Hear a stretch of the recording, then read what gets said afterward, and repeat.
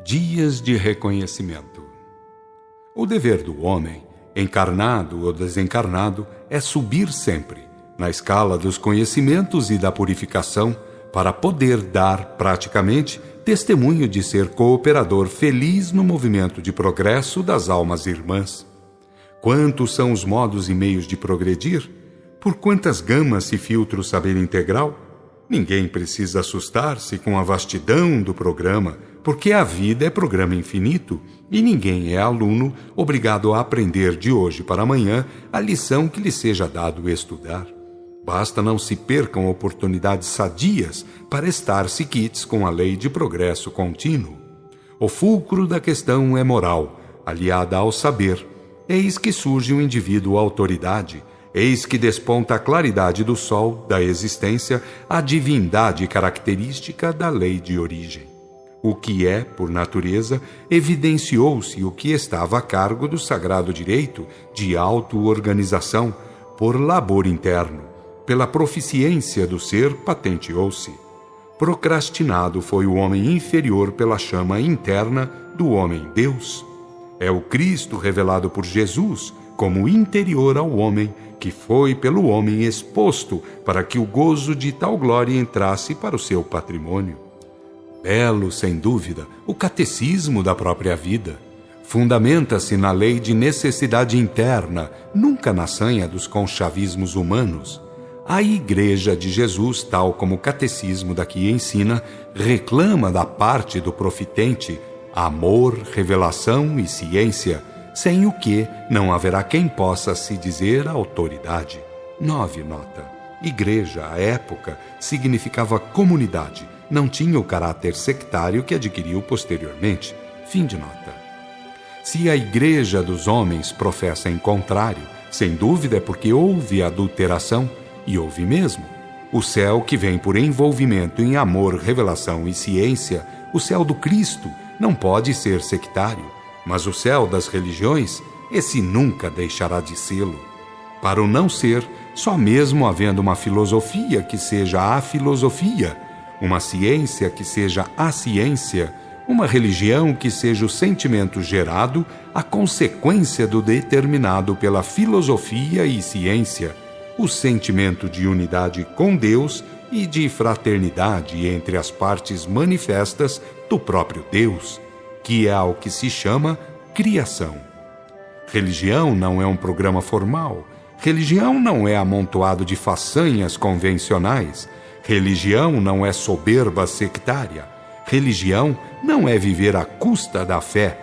Religião não é servir o culto externo algum, porque religião é consciência da origem, é respeito pelo plano geral, é devoção às sagradas finalidades.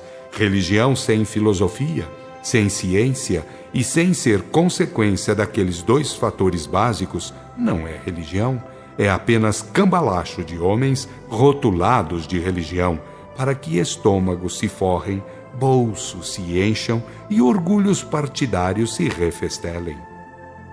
E a prova, temo-la, cabal e inconcussa, na porcentagem elevadíssima de seres que emergem dos vários painéis religiosos do mundo em demanda aos planos da inconsciência espiritual, do limbo e das guerras e antes da dor. Eis o que digo, eis a palavra de um experimentado, fala a minha experiência. Poderia calar-me, de pé ficariam sempre intocáveis as dolorosas realidades. Se o pranto se fizesse sentir em sinal de protesto, e se os rincões tredos pudessem apresentar-se à vista dos homens encarnados, falar-lhes como advogado, discutir a falsa lógica dos amontoamentos clericais do mundo, por certo que os homens ficariam ao ouvi-los, senão por senso da verdade, pelo menos por temor aos horrorosos quadros, às dolorosas evidências. Qual a razão por que assim afirmo? Porque um dia, livre das demais obrigações, completamente ao dispor dos amigos notórios, em serviços consoladores, comecei a receber instruções e a visitar planos erráticos inferiores. De quantas coisas tristes tornei-me conhecedor, quanto de doloroso medra pelas almas, como se desviam para monstruosidades tais espíritos cuja origem já os vota aos gozos indizíveis. E diga quem quiser que as religiões sempre ensinam bem. Ensinar bem é acompanhar a necessidade evolutiva dos seres, palmo a palmo, nos seus avanços. Quem sabota o ensino do qual se faz carente, por evolução, por avançamento do poder assimilativo, nada mais faz que coagir a rebeldia ao crime e às trevas consequentes. Tal tem sido o procedimento dos homens que muito falam em Deus, mas de um Deus engarrafado, um Deus que cabe em pílulas, um Deus que lhes garante louçã vida animal, econômica e exclusivista. Agora, falou-me um dia Teócrito, que é um espírito muito mais poderoso do que à primeira vista se poderia supor. Você irá conhecer o processo usado por nós, de ordem superior, para orientar a tais irmãos.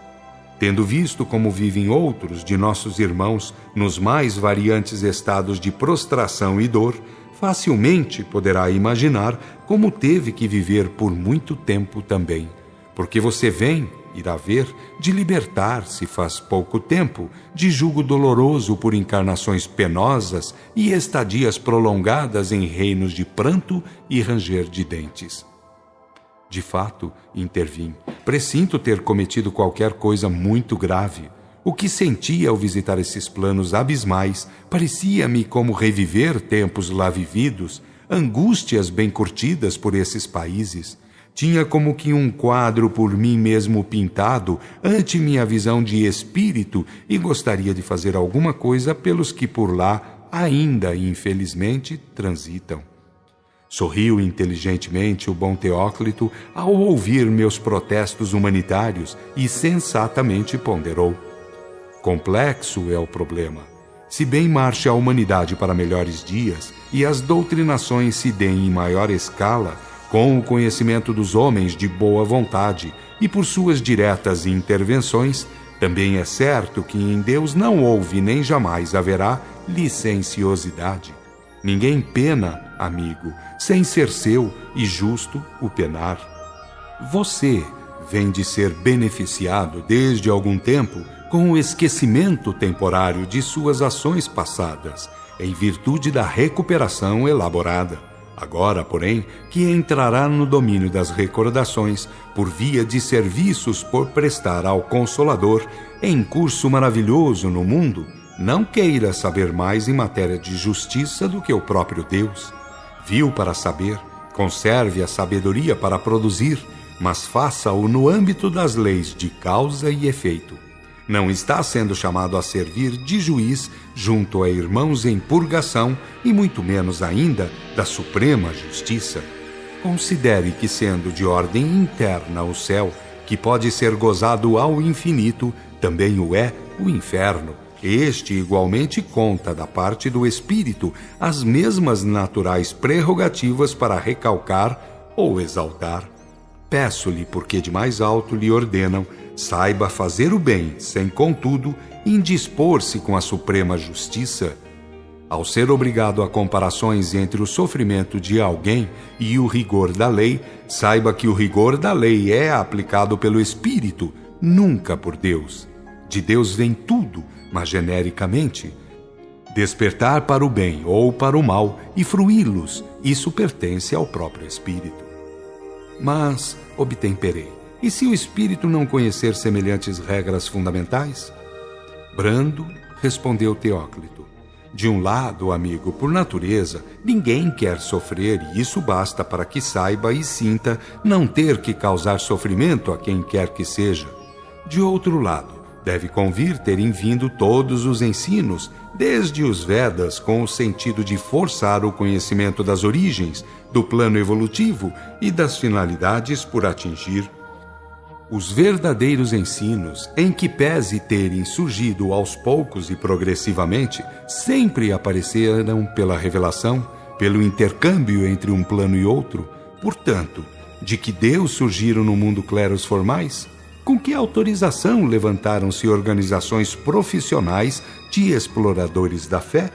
Dizem os simplórios que, em nome da necessidade de cultivar a ideia de Deus, nada mais ridículo, pois se o ser é em si de origem divina, se comporta virtudes, se pode entrar em relações com o do outro plano da vida, e assim foram vindos todos os ensinos, onde a autoridade daqueles que, à custa de implantarem formalismos sabotadores do progresso, truncam de fato o modo clássico, puro, leal e insubstituível de cultivo espiritual?